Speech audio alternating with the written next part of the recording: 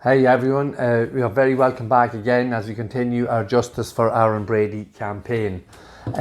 As you know, we're highlighting this issue of the accusations of intimidation against us, the Brady family and Aaron, in relation to the investigation and the case of the murder of Detective Garda Adrian Donoghue.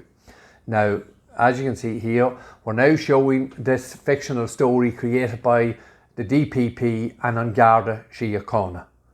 And we've highlighted a number of issues so far, and we're keeping a score on who's intimidating who. And as you can see, as we stand at the moment, intimidation of witnesses by the authorities 3, intimidation by the Bradys 0. Now we're going to move on probably to the most significant event that took place during the course of Aaron's trial, and how it has been portrayed and manipulated both by the authorities and most certainly by the mainstream media. And you'll have to bear with us here. There's quite a bit to it, it's quite intensive, but we're going to be looking at the issue of, you can see it here, Adrian Donoghue verdict. WhatsApp video was the most outrageous contempt of court. So very briefly, for those of you who don't know, a short clip of a gentleman giving his statement to Garda Síochána in relation to Aaron was released on WhatsApp. And this has been used as a battering ram against Aaron and the Bradys continuously ever since. So I suppose a brief outline is, as you can see there up again, the most outrageous contempt of court. This was said by Judge Michael White. Now, Judge Michael White did not reiterate these words when a man attacked a young woman who was given evidence, given her testimony from a kitchen in America. He didn't use these words.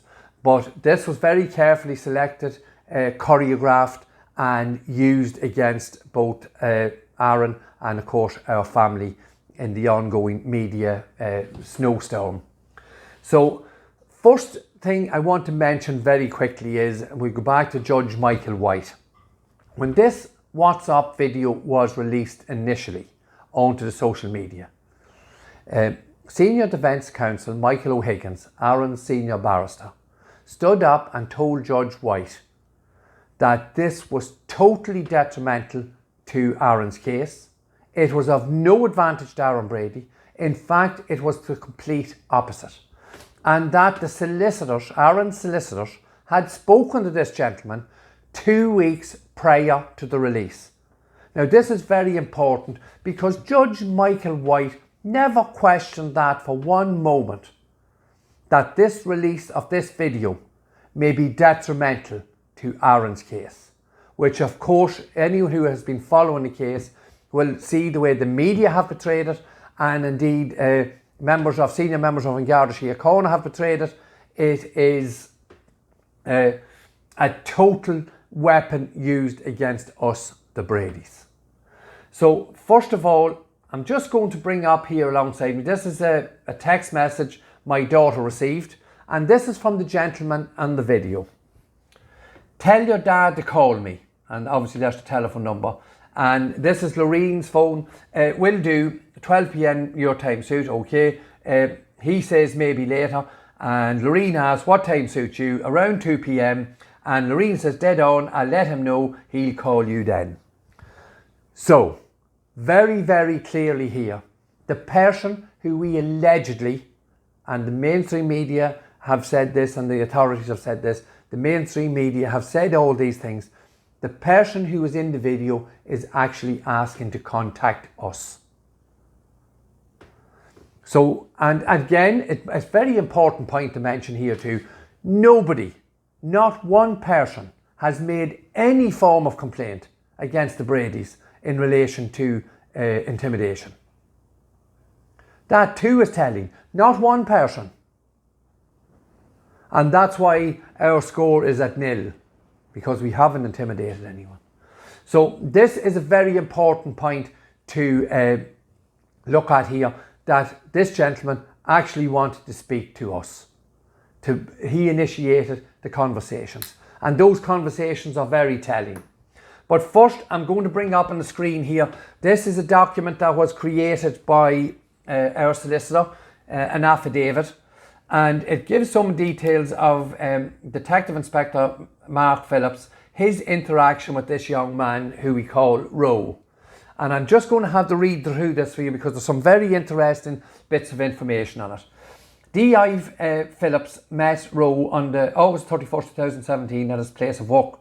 He asked Roe was he willing to be interviewed by Garda Síochána. Roe agreed and an appointment was made the following day, September the 1st. Roe subsequently cancelled the meeting. In October 2017, Garda Síochána members returned to New York hoping to interview Roe. If he was willing, i.e. had changed his mind, on arrival they were apparently informed by Homeland Security they had discovered an immigration issue affecting Roe. They had a warrant for his arrest. HSI informed Detective Phillips that once the matters in relation to the warrant had been processed and Roe would be asked if he wished to speak to members of Garda Síochána. So again, we see very clearly there, folks, that Roe had issues in America. There was warrants pending. But it gets a little bit more sinister than that. We're going to move on down through the paragraphs. Upon arrest, and just as I mentioned that here, I'm just going to play a little clip now that we've seen on a number of occasions. Here we go. Witnesses were found who had crucial evidence in the case. There was approximately 5 persons who came forward with information. Now, this is another part of the Pat Murray fallacy in relation to this investigation. We've always questioned approximately 5 people. The man didn't even know how many people came forward because no people came forward. Molly Staunton was doorstepped. Daniel Cahill was pulled out of an attic. And now we have a man, Roe, arrested. And we'll go into more details about his arrest as we go through this video. Upon arrest, Roe was agreeable to being interviewed, but wanted proof that Garda Síochána were present in New York. The Detective Sergeant Gill, as he is now, who knew Roe, travelled to the point of arrest and confirmed to Garda Síochána presence. It is perhaps noteworthy that this was done before matters in relation to the processing of the warrant had been done. So, Roe, after being arrested, for whatever issues he had in America and for his extradition warrant we'll come to, seen this detective, or he was a guard at the time, Paul Gill.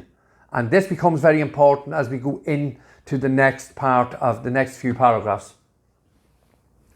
It appears that Roe was released after being interviewed. So here we go again. We've a man with an extradition warrant, some serious drugs issues, and he's been released relatively quickly. Some of the paperwork is very sketchy, and a lot of the paperwork has been redacted by the authorities on both sides of the Atlantic, which again should raise serious concerns for anyone looking for any form of justice.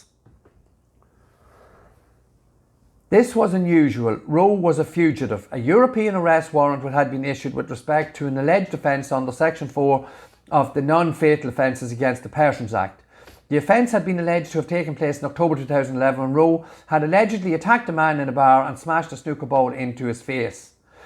It would appear that members of the investigating team were unaware of the charge and only learned when it was brought to their attention in November 20 that a warrant for the arrest of Roe was outstanding. Now, if we go back to a paragraph or so where I mentioned Detective Paul Gill, Gill was involved in Ronan's arrest definitely for the drugs offences here in Carlingford, and quite possibly in relation to the assault of a doorman. So there's lies being told here immediately. They're telling us here, I'll bring that up again, this was unusual. A European arrest warrant had been issued with respect to an alleged offence, Section 4 of the Non-Fatal Offences Against the Persons Act. The offence took place, it would appear that members of the investigation team were unaware of the charge and only learned of it when it was brought to their attention. Someone's telling lies here. the authorities are telling lies. Or else, or it could be a combination of both. If we go back to Pat Marry's revelations in the podcast Making a Detective, where the investigation room was a complete and utter shambles. And here they are in America, allegedly arresting someone with a European arrest warrant. I would suggest, and I hope our friends in America are watching this, yous were led down a garden path. They were, Gill and Phillips was pulling the wool over your eyes. They were hoping to get in contact with Roe, and yous would not be aware of the arrest warrant. It's as simple as that. There can be no other explanation for this type of behaviour. Absolutely none. So that's coercion, manipulation and intimidation immediately. As soon as Gill got into the back of the black SUV with Roe, that was intimidation. That brings our score now to intimidation of witnesses by the authorities 4, intimidation of witnesses by the Bradys 0. So we'll move on now. I'm just going to bring up, this is a communication I had with Roe, and this is his version of what took place. They arrested me at my job in front of a whole bar full of people. I lost my job and they held me in handcuffs with 7 cars of police, told me I was going home. I'll never see my wife and child again, on some bullshit about this gentleman that he allegedly attacked. Case that was taking fake paper, kept me handcuffed to the side of the cell, busted into my house with no warrant to search it, made an example of me over here, took my interview for my 10-year green card, and that cause I told them when I got the lawyer, I want my statement taken off this. It was forced, fake statement. The guard basically wrote it himself. And so for that, they took my file from immigration because I couldn't help them with the AB case. I was trying to expose them. So again, we have serious issues here. I remind you again of what Senior Investigating Officer Mr. Pat Marry said, that these people came forward. I remind you again of what Brendan Graham stood up and pontificated about on the floor of the court during the Court of Arms trial, that these were brave people who came forward, good law-abiding citizens who had concern for the family of the fallen Garda, came forward to give statements against Aaron Brady. So no harm to Pat Marry and Brendan Graham and Mark Phillips and Paul Gill. The story you peddled in court is complete bullshit. It is a litany of perjury. And that is what your case was built on. And this has always and ever turned our stomachs, what you have done here.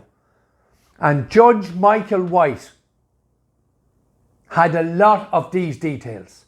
The mainstream media have all the details of the attack, the assault and the drugs charges in Carlingford.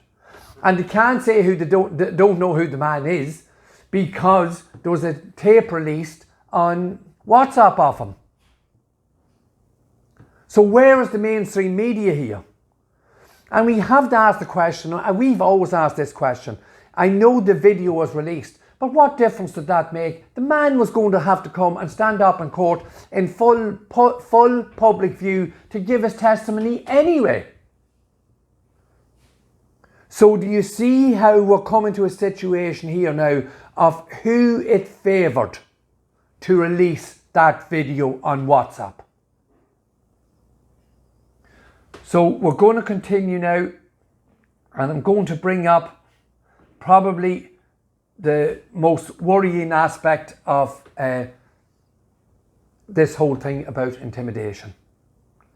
And this is the situation we find ourselves in. This is revelations here that myself and my family should be able to go to an Garda Síochána with, and we can't. Earlier this year, on the streets in New York, members of an Garda Síochána intimidated this young man again. How do we know that? I'm just going to bring up there on the screen, those two short videos that are there are videos of members of An Garda Síochána intimidating and attempting to bully this young man inside the bar and on the street in New York. And you can see there in the middle where Roe says these people should be fired. So how do we know who these people are? Well, this is the text messages that accompanied the two videos or three videos we have that this young man sent. I met guards in the Mean Fiddler and they acted like kids, standing on my shoes. When I told them my name they wanted inside, so I told them to suck my dick and they left. And I'm going to bring up, this is another little group of messages here. That's him. Get him fired. This is none of his business. And his girl, provoking a witness. Take them to court. They said they would beat me up. Tell the media the Garda are trying to start a fight with me. So I don't know if it can be any simpler than that.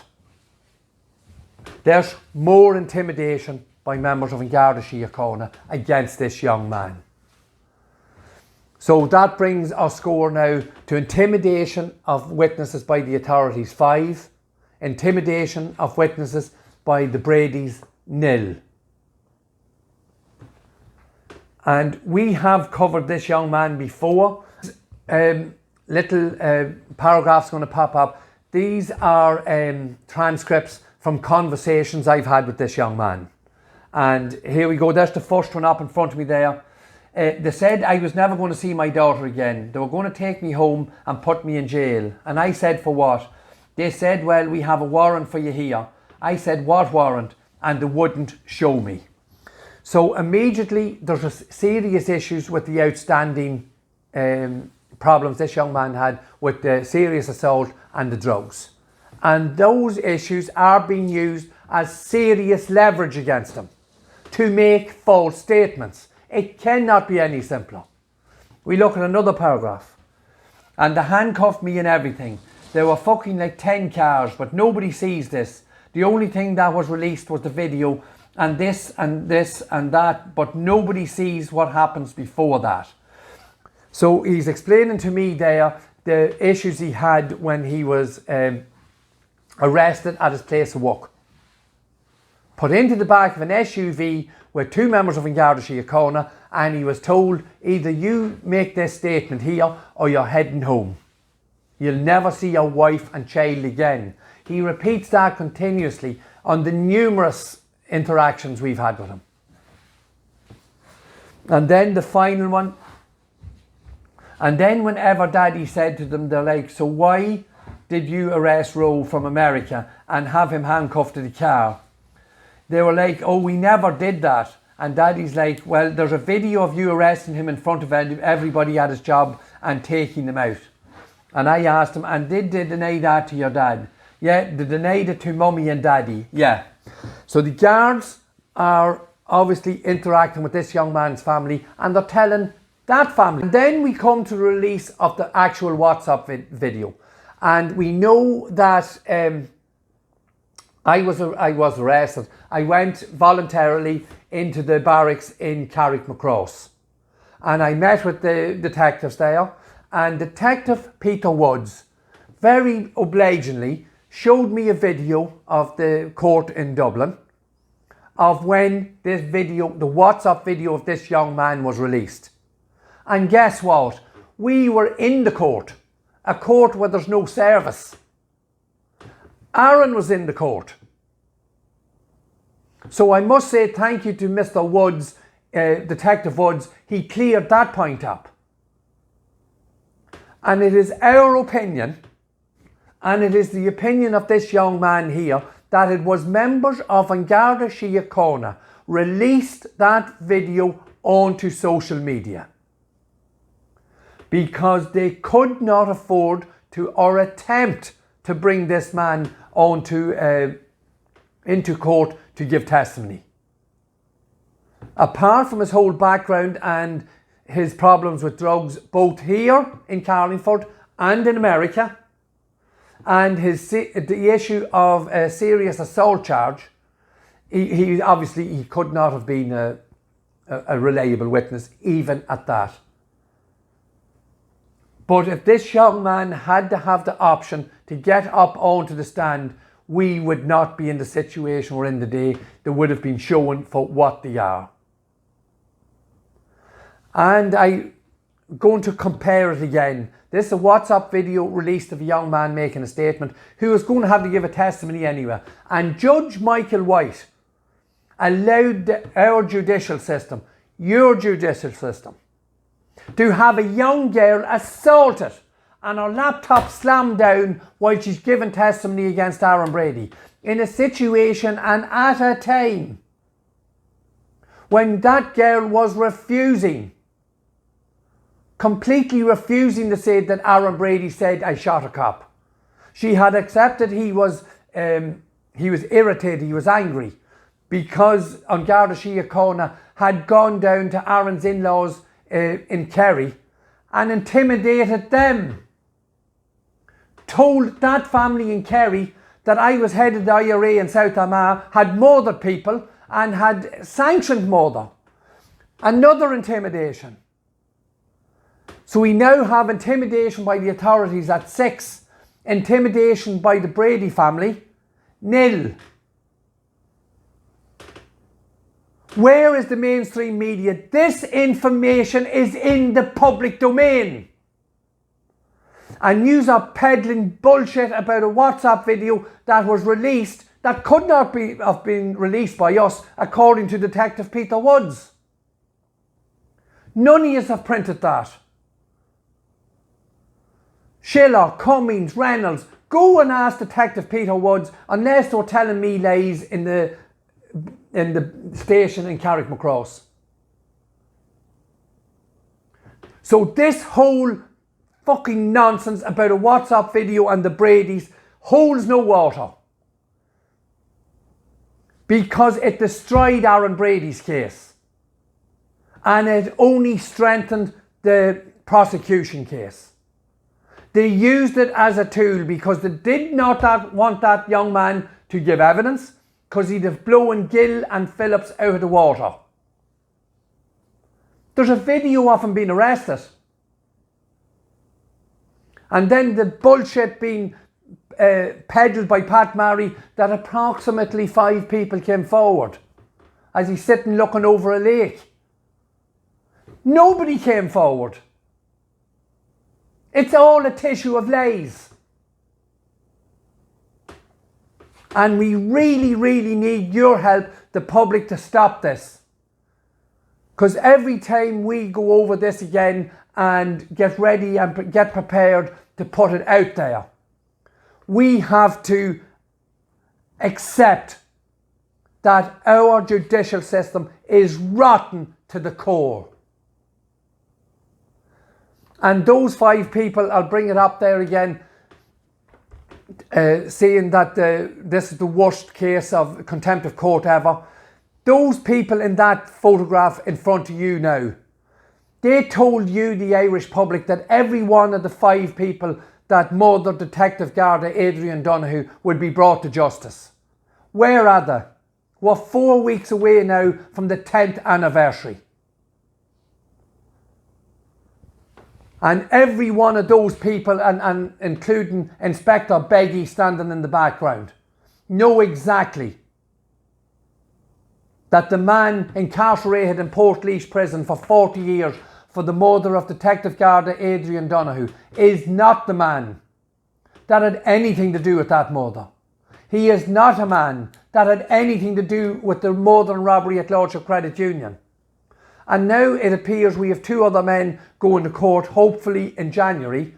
But at this moment in time, they're, as far as I know, charged with burglaries. Now, those charges may very well change when they get to court, I don't know. But at this moment in time, no one else has been charged with the murder of Detective Garda Adrian Donoghue. And I hope you can see from what we are showing you here that these people in the white shirts and the likes of Beggy, Phillips and Marry have let their colleague down. and they've put a number of families through 10 years of misery. And I hope all the families are going to say, we've had enough of this. And we ask you, the public, please, once again, and thank you so much for all those people that are subscribing. It really does help. And we've spoken to some of the people that helped us with some of the technical stuff. We need the subscriptions to help with the algorithms. So please subscribe. It makes Aaron's channel stronger. We have serious issue with Twitter, Facebook, and indeed our website all being attacked. Why are these people attacking us? So once again, thank you to everyone for tuning in. We'll continue. I think we have the score now at 6-0, and we will show that the Bradys never intimidated anyone, and we had no need to intimidate anyone. And please, we're asking you, the Irish public, do not allow this false narrative to be peddled in front of you, to create a narrative for upcoming cases. And if anyone wants to ask any questions about any of the intimidation, the WhatsApp video, the young man that was in the WhatsApp video and how he was intimidated, you're more than welcome to ask those questions. And we will respond as soon as is possible. Thank you again. Please keep watching. We have more issues with intimidation that we're going to show over the next week or two. And please continue to watch. Please share our videos. Please share Aaron's story. We're getting to a situation now where we need to put pressure on these people who have let everyone on this island down. And we'll see you again in the next video. Thank you once again, and talk to you all soon.